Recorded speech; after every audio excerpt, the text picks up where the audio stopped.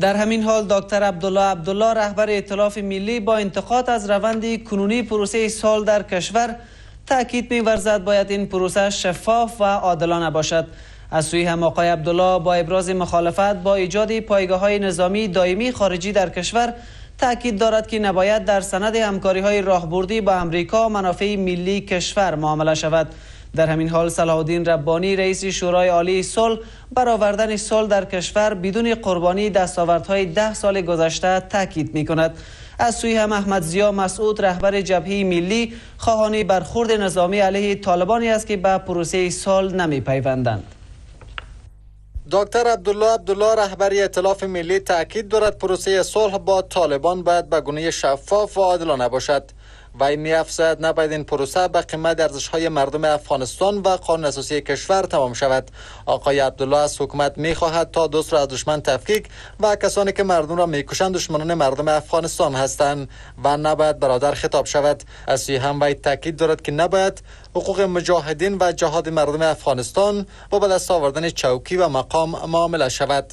این مغالطه را نمی‌خوایم شود که بگوییم یک گروه هست که صلح نمی‌خواهند.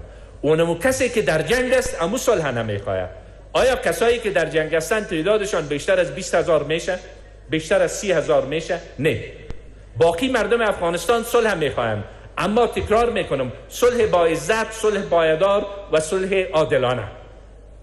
و انشاءالله که در این راه توفیق نصیب مردم افغانستان شود و او برآورده شدن آرمان شهداست. او برآورده شدن آرمان شهداست.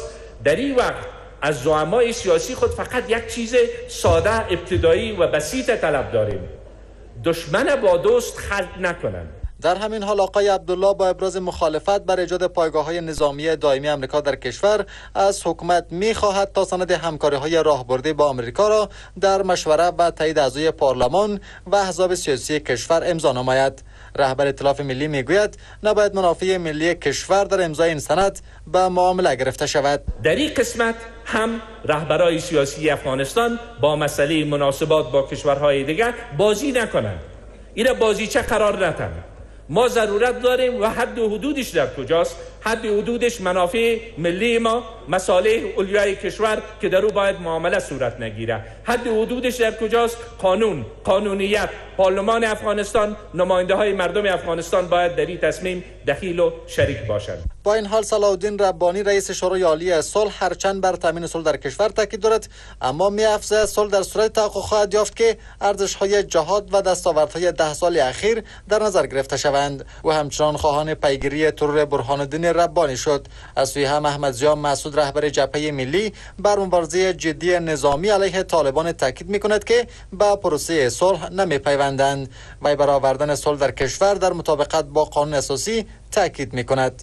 عده‌ای نگرانند که تلاش‌های صلح‌جویانه در جهت مخالف با ارزش‌های جهاد و مقاومت است، اما فراموش نشود جهاد ما، مقاومت ما و مبارزه سیاسی ما در گذشته نیز برای صلح بوده و امروز نیز برای رضای خداوند و سعادت ملتمان در این مسیر تلاش میکنیم. کسایی که میخواین صلح بکنن، مردم افغانستان حاضر هستند که نظر به قانون صلح بکنن، و کسایی که میخواین جنگ بکنن، مردم افغانستان این عزم، اراده، ثبات و ایمان در وجودشان است که به خاطر دفاع از حاکمیت ملی، از استقلال، از تمامیت مرزی و از تمام حیثیت و شرف مردم افغانستان دفاع بکنند. این در حالی است که طالبان گفتگوهای صلح با آمریکا در قطر را پس از یک مدت توقف دوباره آغاز نمودند، اما دولت افغانستان تاکید دارد که رهبری صلح را باید خود افغانها به عهده داشته باشند.